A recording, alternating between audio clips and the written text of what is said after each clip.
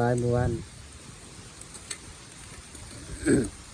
ไทยให้น้ำเศร้าเมื่อยทรงเถื่อพิลึกให้หน่อยครับครับให้ยาให้บริไทยพิกายบริดำ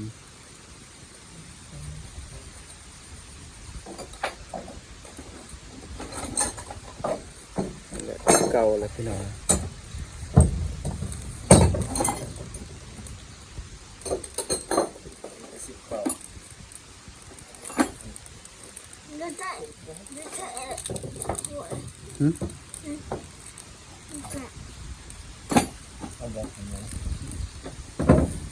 กากำลังเกิด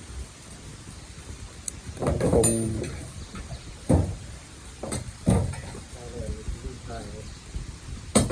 โอ้ทุ่งไร่ทุ่งนาธรรมชาติ